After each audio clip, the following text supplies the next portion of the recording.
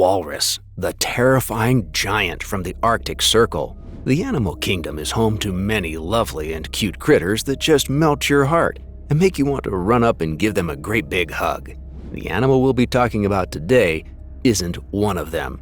Well, not for everybody at least. The walrus, a blubber-rich, sea-loving giant of legendary proportions that is as fascinating as any other on our wonderful planet. So join us as we look at everything there is to know about walruses.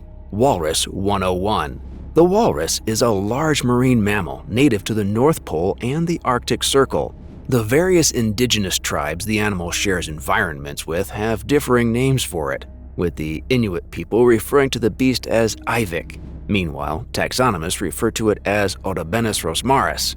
However, internet culture might simply call the walrus as a chunky boy. That's because they are huge and are the second largest members of the Pinnipedi clade, behind the gargantuan elephant seal. That's right, walruses are pinnipeds, better known as seals. The term pinniped actually means fin-footed or flipper-footed, an obvious nod to these animals' marine adaptations. Though related to seals and sea lions, walruses are in a separate family called Odobenidae. This family name is derived from the Greek word odious, which means teeth, and beno, which translates to walk. The teeth walk refers to how walruses can use their tusks to haul themselves out of the water. Walruses are the only members of this family, mainly because they are the only pinniped that grows these prominent tusks. Today, there are two walrus subspecies. We have the Atlantic walrus, aka Odobenus rosmaris, and the Pacific walrus, which taxonomists call Odobenus rosmaris divergens. As the name suggests, the two subspecies are mainly found in the Atlantic and Pacific Oceans, respectively. Like all pinnipeds, walruses belong to the carnivora order. Their diet consists of a wide range of marine life. Fish, crabs, mollusks, coral, and a wide range of worms make up the bulk of a walrus's diet. Generally, walruses are opportunistic feeders because they have a high caloric demand and are not as quick and nimble as some smaller seals and sea lions. They have to eat what they can catch.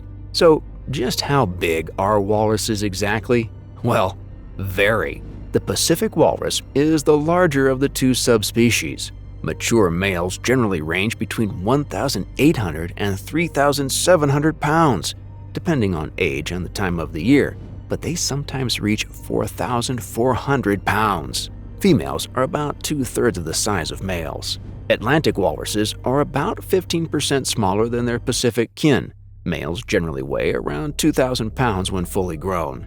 The largest walrus hides ever documented weighed 1,000 and 1,100 pounds. In most cases, a walrus hide is about 1/5 of its total body mass. So these hides likely belonged to behemoths, weighing between 5,000 and 5,500 pounds. Walruses range between 7 feet 3 inches to nearly 12 feet in body length. Again, male Pacific walruses tend to occupy the higher end of the range, while female Atlantic walruses are at the other end. In addition to being the cutest darn thing you've ever laid eyes on, baby walruses are also pretty big, even at birth. Commonly referred to as calves, young walruses have a birth weight range of 73 to 187 pounds. These numbers make walruses the second largest pinniped on Earth. The elephant seal, which ranks as number 1, can reach lengths of 16 feet and weigh as much as 9,000 pounds.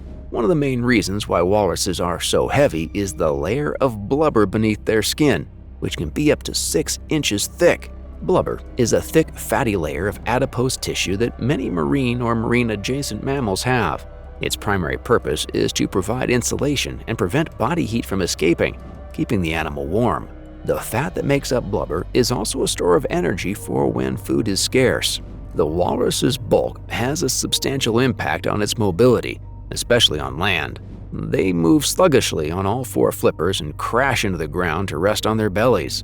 Walruses come to land to rest and sleep, as well as to breed, fight for dominance, and escape predators. In the water, they are much more graceful. Their style of swimming involves sinuous, full-body movements that are akin to those of true seals of the Phocidae family. The flippers are mainly used for turning when swimming rather than propulsion. This is in contrast to sea lions, which use their flippers to propel themselves forward. That said, walruses are far from the fastest swimming pinnipeds. Their bulk also means they have to compromise on speed, but they still do all right. Now, let's talk about the walrus's defining feature. Its tusks. Walruses' tusks are actually very long upper canines. Both male and female walruses have tusks, with males often rocking larger pairs than the girls. Pacific walruses have bigger tusks than their Atlantic cousins. Walrus tusks can grow to over 3 feet long, and each one can weigh as much as 12 pounds. Tusks serve a bunch of purposes in walrus society. Adult males looking to assert dominance and secure mating rights use them to duel other males in epic, bloody clashes on the beach. Generally, the larger tusks a bull has, the more likely he is to vanquish challenges and pass on his genes to the next generation. Walruses also use their tusks for self-defense, especially against terrestrial predators. Tusks are also crucial for creating and maintaining ice holes for breathing or getting to land. Walruses will dig holes for themselves to fit through, and also, using their tusks, drag themselves from the depths. Ice holes have saved many a walrus from hungry aquatic predators. Marine biologists used to think walruses use their tusks to dig up seabeds in search of benthic organisms. Further study has shown that they use their snouts for digging, not their tusks. Apart from the tusks, a walrus can have anywhere between 18 to 36 basic teeth. Walruses do not chew their food, so these teeth are primarily for crushing shells. Another prominent feature walruses possess is their unique set of whiskers. These whiskers, known as vibrissi, are super-sensitive feeler organs that are key to how a walrus relates with its environment. A single walrus can have between 400 and 700 of these feelers, and some are up to 12 inches long. Much like our fingertips, walrus vibrissi have blood vessels and nerve endings to help them feel around, differentiating between shapes and textures. They are especially important when foraging for food in the dark depths, where the walrus cannot rely on its eyesight. Speaking of eyes, the walrus has a rather interesting ocular setup. The eyes sit on versatile protruding muscles that allow them to look forward or backward with minimal head turning. The eye setup is definitely suited to the walrus's predatory behavior and the need to watch its own back.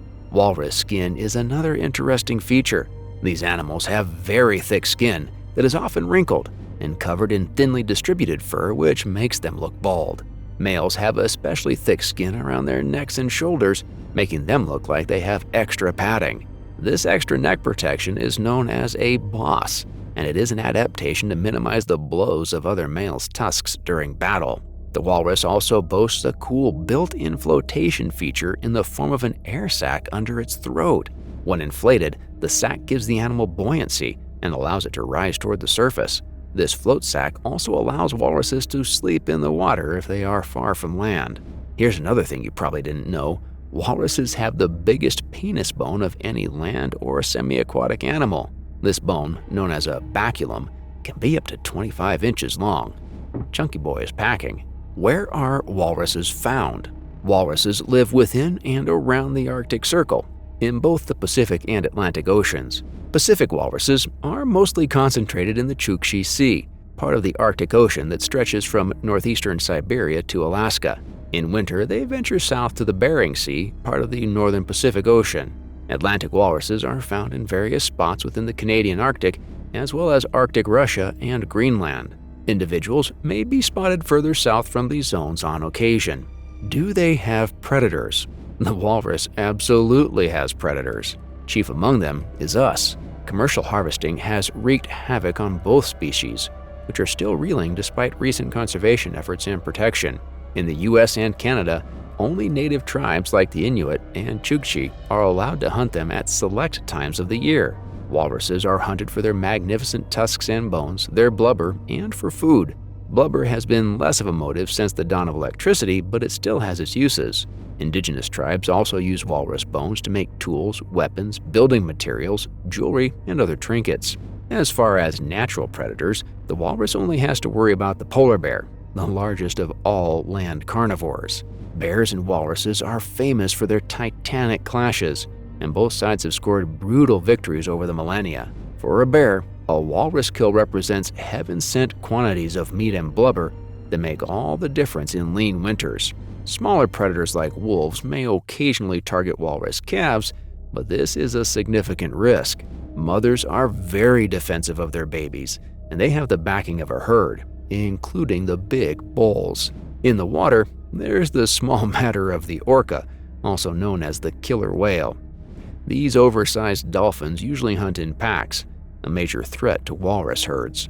Orcas employ their athleticism and intelligence to outmaneuver the walruses and rip into that priceless blubber. Walruses have been known to fight off orcas, but not often. Their best bet is to escape to the nearest ice hole and reach land.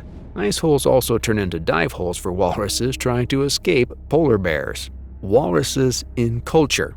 The walrus has significant cultural importance within its native ranges, and its uniqueness has made it an iconic animal far beyond where it lives. For many indigenous tribes and peoples, rituals, outfits, and arsenals would not be complete without objects and decor harvested from the animals. They feature prominently in folk tales, legends, and artworks. Stories passed through generations discuss countless aspects of the walrus, how it came to have tusks, why it is so fat, and how it plays a critical role in the natural environment, among others. In pop culture, the walrus has starred and featured in various media, including Rudyard Kipling's The Jungle Book. It is also the subject of many documentaries.